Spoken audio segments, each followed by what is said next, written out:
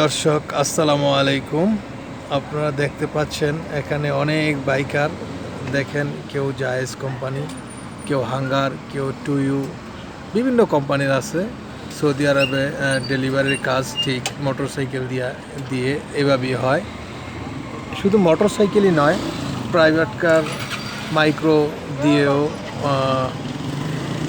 Delivery হয় অ্যাপসের মাধ্যমে।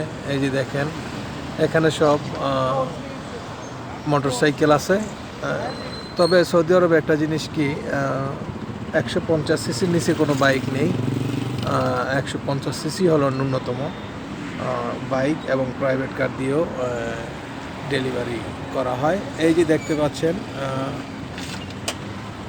গাড়ি, আর এটা হলো হোটেল। এই যে হোটেল, এই হোটেলগুলো এখানে বিভিন্ন ধরনের, এটা পুরো একটা মার্কেট। এই মার্কেটটার মধ্যে সব হলো আপনার খাবারের হোটেল।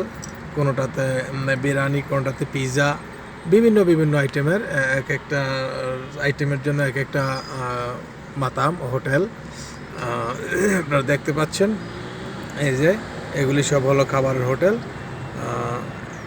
এই হোটেলগুলো থেকেই আপনার ডেলিভারি মূলত করা হয়। অর্ডারটা আসে অ্যাকচুয়ালি অ্যাপসের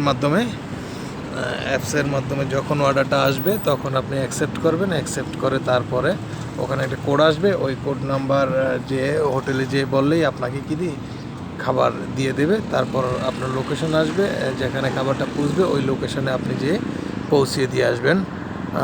এইরকমভাবেই এই খাবারের ডেলিভারির কাজ করা হয়। তবে সৌদি আরবে গাড়ি অনেক স্পিডে চলে, সেই জন্য মোটরসাইকেল দিয়ে যারা ডেলিভারি করে তাদেরকে অনেক সাবধানেই ডেলিভারি করতে হয়। আজ এই পর্যন্তই। ভালো লাগলে লাইক, কমেন্টস করবেন এবং সাবস্ক্রাইব করে দিবেন। আসসালামু আলাইকুম।